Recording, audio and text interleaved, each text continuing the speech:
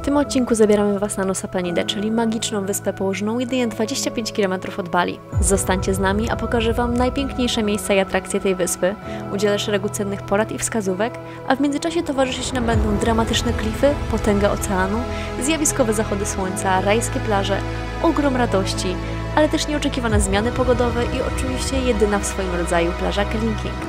Ale cierpliwości, wisienka na torcie dopiero w drugiej części vloga. No to co? Nie ma na co czekać. Wskakujemy na łódź i ruszamy. Zbieramy się, idziemy poczuć skuter i lecimy na Crystal Bay. Tutaj cena trochę wyższa. Będziemy płacić 75 000 za dzień. Także idziemy wziąć skuterek i idziemy przejść Crystal Bay. I tam obok widzieliśmy, że tu jest jakaś ścieżka ponoć i 15 minut do takiej lepszej plaży, więc chyba postaramy się tam dotrzeć i zobaczymy, jak się prezentuje, bo komentarze na necie są obiecujące.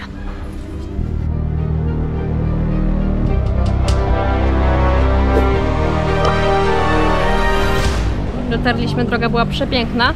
Wszystko jest w takim jakby lesie palmowym i nawet mamy po raz pierwszy w historii Bali kask z zapięciem, także safety.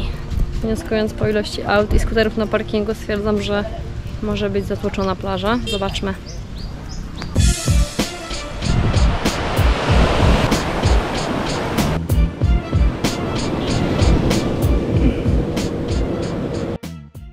Popływaliśmy sobie już na Crystal Bay. Nie wiemy, o co ludziom chodzi z internetu, bo plaża jest naprawdę czysta, woda jest fajna, orzeźwiająca, chociaż czuć prąd ciągnie do tyłu.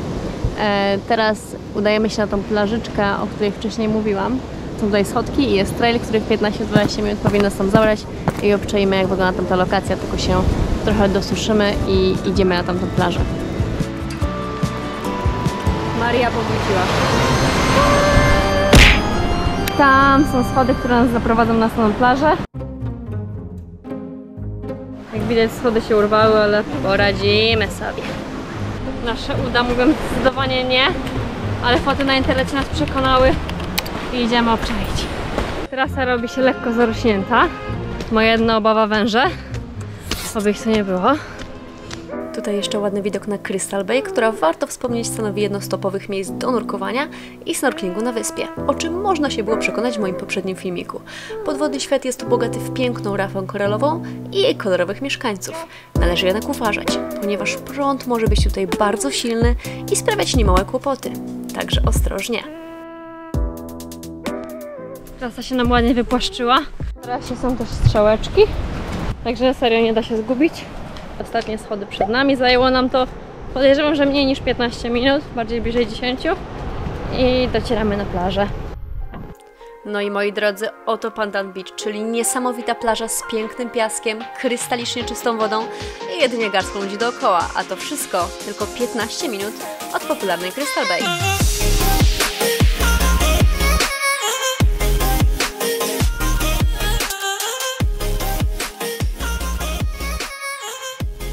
Było warto, ta plaża jest po prostu the best of the best.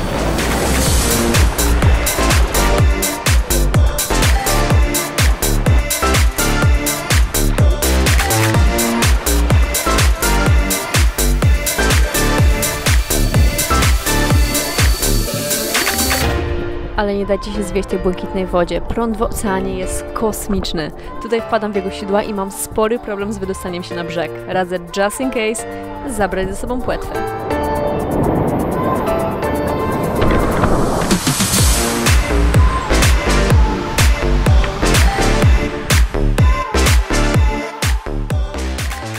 Dwie plaże zaliczone, Crystal Bay i ta druga, oczywiście nie pamiętam, jak się nazywała. Jakoś na P. Ta druga była znacznie lepsza, warta się przejść tych schodów. Teraz właśnie wbijamy na skuter i pokażemy, jaka fajna jest traska między tutaj palmami i jedziemy do naszego lokum. O drogach na Nusa Penidzie mówi się dużo, a w szczególności o tym, że są strome i dziurawe. Niemniej jednak to najlepszy środek transportu na wyspie i masa frajdy. Warto też wspomnieć, że droga, którą teraz oglądacie, to najlepsza droga na wyspie. Czasem bywa też tak.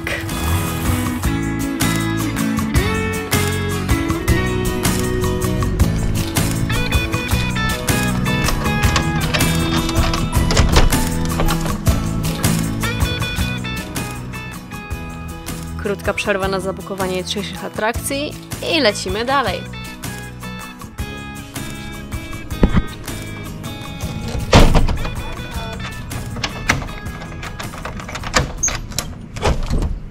W międzyczasie pokażę Wam jeszcze naszą miejscówkę. Oto Krishna Guest House. Zabukowaliśmy ten nocleg jak zazwyczaj przez Booking i za 3 noce zapłaciliśmy 110 zł. W tej cenie dostaliśmy fajny, czysty i pachnący domek w świetnej lokalizacji, z działającym Wi-Fi, dobrymi śniadankami, możliwością wypożyczenia skutera i super basenem zaledwie kilka metrów od naszego tarasu. Wszystko tutaj pachnie bosko. Cały pokój pachnie po prostu cudownie. Właśnie wyszliśmy z najlepszej restauracji jak dotychczas i jedzonko było ładnie podane i pyszne. Nie wiem jak się nazywało? Fatherfield. Fatherfield chyba. Teraz jedziemy na zachód słońca do miejsca, w którym tu zaczęła się nasza przygoda na wyspie, czyli portu Toja. Na Nusa Penidzie mamy 2 porty. Poza portem Toja jest również Buyuk, zlokalizowany na północy wyspy. Stamtąd pojutrze wyruszymy w kierunku wyspy Gili-T.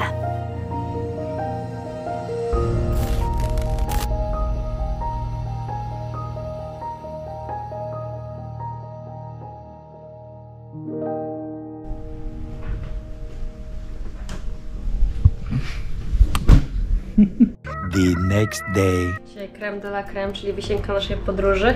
Jedziemy na najważniejsze punkty w Nusa Penidzie, czyli T-Rex, Diamond Beach i parę innych. Nasza driverka już na nas czeka. Kupiliśmy sobie private diver na Klook'u za $38 i postaramy się zobaczyć jak najwięcej w ciągu jednego dnia. Ruszamy.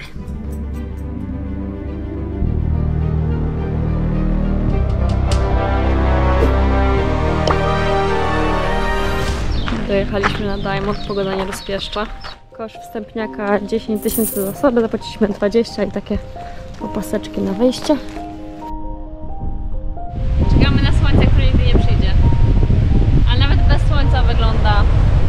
Diamond Beach. Plaża nazwana na cześć skały w kształcie diamentu. To istna perełka na południowym wybrzeżu wyspy. Sztusik. No ta plaża jest wow, ale prąd jest naprawdę niezły, nawet ten znak, żeby nie pływać i chyba wiem dlaczego. Fale często niosą ze sobą drobinki bolesnych skał i koralowców, a prąd potrafi być niesamowicie silny. Wow! To jest widoczek. Mieliśmy nie scholić, ale chyba się nie powstrzymamy. Idziemy zobaczyć jak to wygląda z dołu.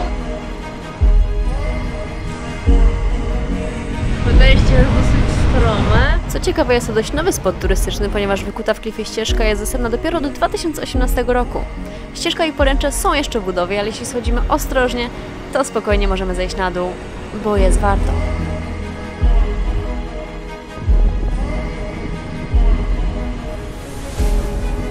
Ta Diamond jest naprawdę super, szkoda, że nie ma słońca. Coś tam nagrałam dronem, może wyszło, zobaczymy.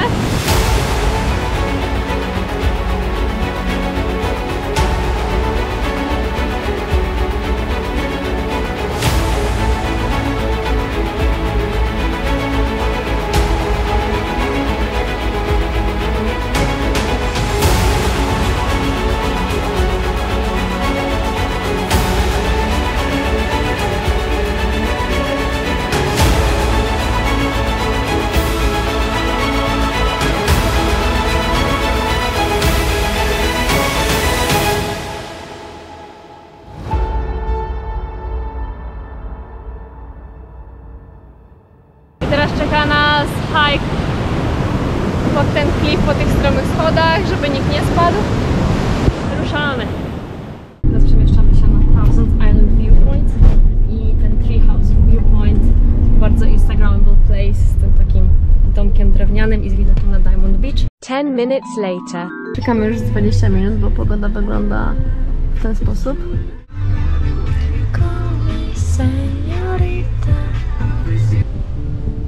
Ogólnie mało tego, że jest 75 000, to są tu 3 viewpointy i za każdy płacimy osobno. Ten z domkiem, który pokażę tutaj, kosztuje 75 000 i 2 pozostałe, które są takie zwykłe, z takim siedziskiem jakby, kosztują po 50, czyli jak chcemy sobie zrobić fotę w każdym z tych 3 punktów, to jest 175 000, trochę jednak sporo chyba. To jest właśnie ten domek, który kosztuje 75 000 za foto, ale mamy ten sam widok, nawet lepszy na Diamond z Afriko. Tak z założenia miało być, a było tak. Niestety nie ma się co oszukiwać. Pogoda nam nie dopisała tym razem, ale spocik przepiękny i zaliczony. Najgorsza sprawa, ale z tego co czytałam, mają tu problem ze śmieciami. Nie mają za bardzo gdzie ich wywozić, więc wszystko co przywozimy na Bali zostaje na zawsze na Bali. Stąd tyle śmieci dosłownie wszędzie. Ja to jeden wielki klif. Wszędzie są takie stromy schody. Ciśnienie podskoczyło. Always workout.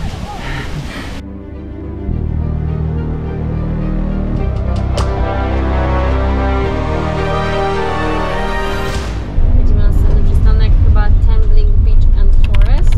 To jest takie jakby disneyowski basen z taką niebieską wodą w środku lasu, a potem jedziemy na T-Rexa, ale pogoda jest coraz gorsza, także jest za wąsko i nasz driver właśnie sobie wsiadł do czyjejś fury, przestawia sobie, bo oczywiście wszystkie fury są otwarte, żebyśmy mogli wyjechać. Kluczyk w I jedziemy środku. dalej. I chcieli nas charge'ować na dojechanie tą trasą 100 za osobę, czyli 200 byśmy musieli zapłacić, więc stwierdziliśmy, że skoro mamy czas i tak pogoda jest trochę kijowa, więc się przejdziemy. Tak stromo, że tempo jest zacne. Najgorsze jest to, że padało, a ja mam jasne wąsy. Aha, już się rozpogadzało i super. Drzewa przestają wystarczać.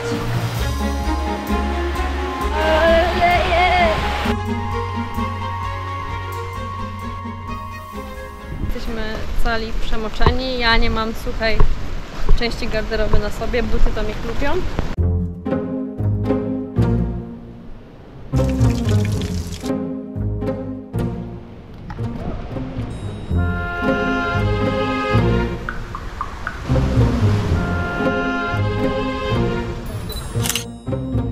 Jeszcze jedno ukryte miejsce. Jest tutaj taki tunel prowadzący do jakiejś plaży. Czajmy to.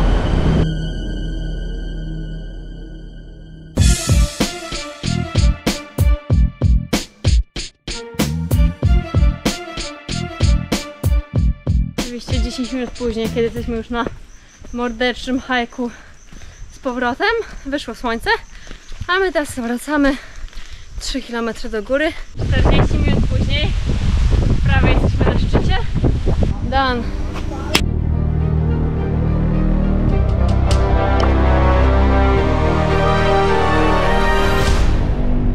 Nazwa pogoda, to ja rozumiem. Widzimy tony ludzi przed sobą, więc zgaduję, że jesteśmy na miejscu. To jest głowa, to jest szyja i jest otwarta paszcza. Teraz ma to sens. Widzę T-Rexa. Chcemy zejść trochę niżej, żeby strzelić fotę. Na sam dół nie idziemy, bo dzisiaj pół dnia padało. No to schodzimy.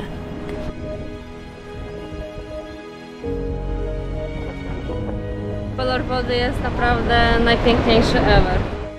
T-Rex to z pewnością najbardziej pożądana atrakcja na wyspie. Nieważne ile zdjęć i filmików z tego miejsca zobaczysz na żywo, i tak padniesz z wrażenia. Widok jest po prostu nieziemski i w mojej ocenie to najbardziej spektakularne miejsce, jakie dotychczas widziałam.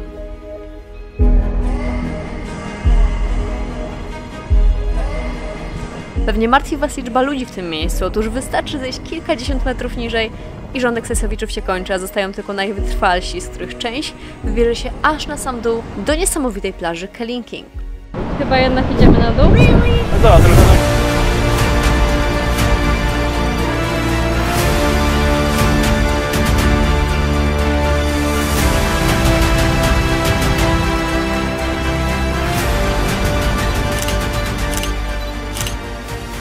Ocean tam na dole jest przesadzony.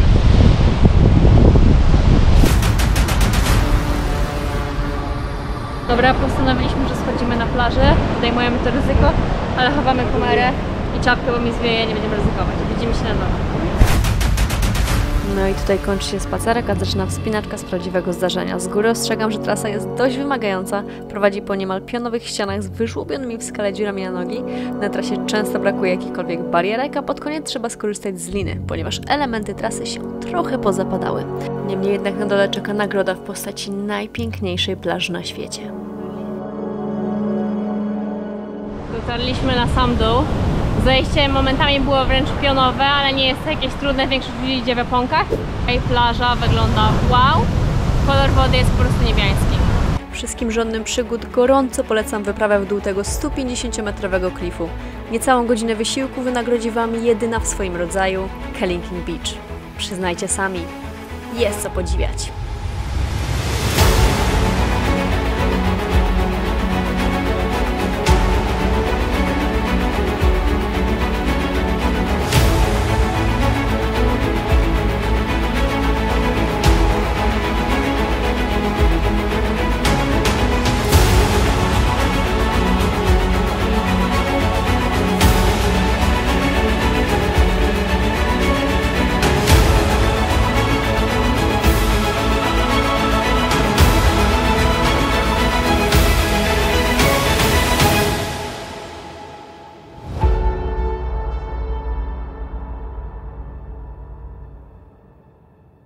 Pomimo, że woda na tej plaży wygląda niezwykle kusząco, to nie polecam wchodzenia dalej niż do kolan. Na tej plaży można doświadczyć jednego z najsilniejszych prądów ever. Ja miałam problem z ustaniem na nogach, wchodząc zaledwie, uwaga, do połowy łydki. Zdecydowanie nie weszłabym tu pływać. Nie ma opcji. Too dangerous.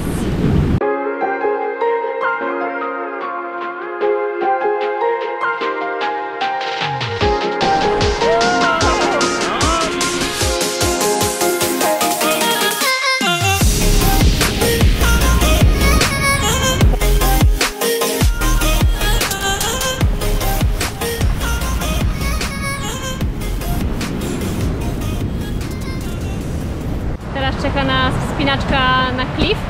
Polatałam trochę dronem, ale nie wiem, czy coś wyjdzie, bo miotało nim jak szatanem.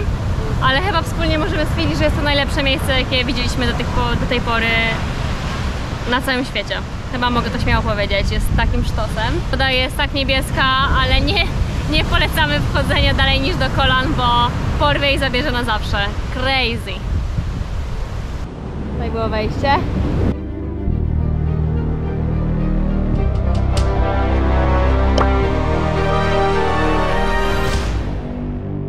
Teraz jedziemy najgorszą drogą, tutaj na Nusa Penidzie ponoć, Łukasz jest bliski Pożygu, a jedziemy na Broken Beach i Angel's Billabong, zaraz powinniśmy być.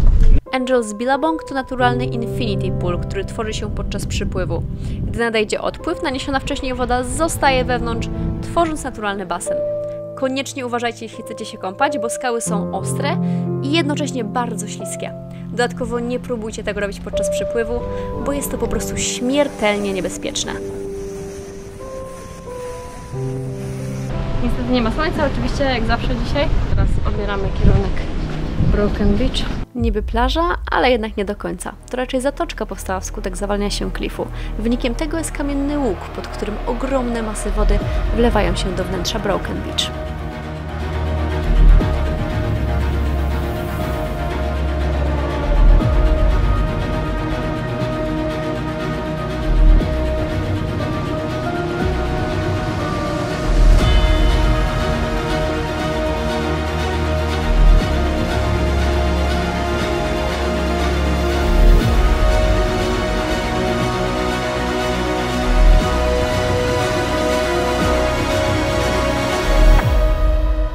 Plaża rzecz jasna jest nieosiągalna, ale możemy ją podziwiać z góry, a widok doprawdy robi wrażenie.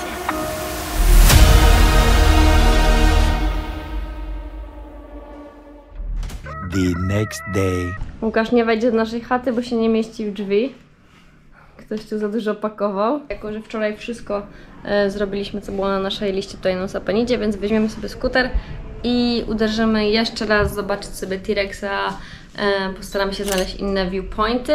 Montujemy właśnie Chesta, żeby pokazać, jaka jest droga na Kellington. Te wszystkie komentarze na internecie o tych bardzo złych drogach są raczej stare, więc miejmy nadzieję, że będzie lepiej. Kask, bo my jeździmy bezpiecznie. Gotowi do jazdy. Dzielec. Pokazując tę drogę, chciałabym zdementować plotki o tragicznym stanie drogi na Kellington Beach. Praktycznie na całej długości trasy mamy tutaj ładny asfalcik.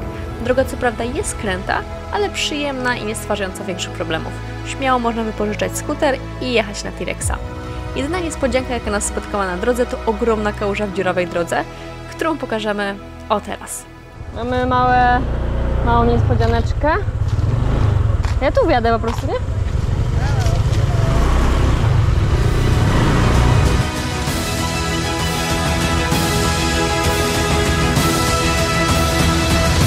Dotarliśmy, jak widzicie, droga jest naprawdę spoko, wszystko zostało naprawione, także nie masz się czego obawiać. Jako że tirek z rana świeci pustkami, biegniemy, żeby w pełni nacieszyć się jego widokiem. Dla odmiany tym razem będziemy go podziwiać nie z poziomu plaży, a z klifu. Patrzyliśmy ludzi tam w oddali, cykających foty i idziemy tam, bo tam może być naprawdę sztosik widok.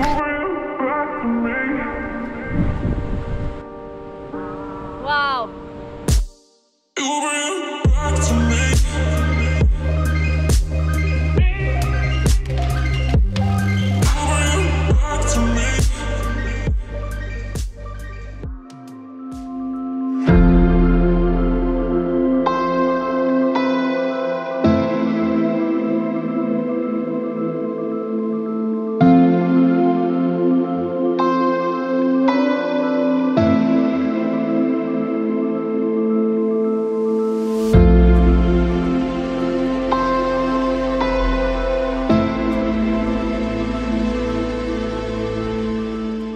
Nagrywaliśmy dronem T-Rexa i jakiś podmuch wiatru go zmiósł i zabrał w krzaki.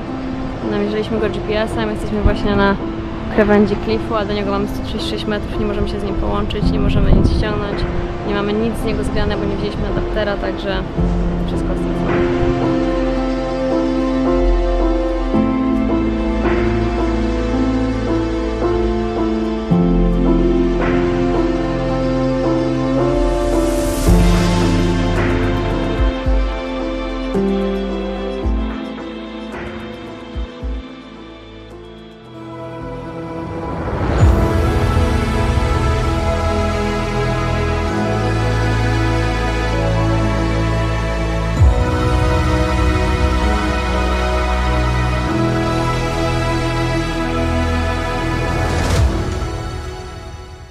A jednak wróciła.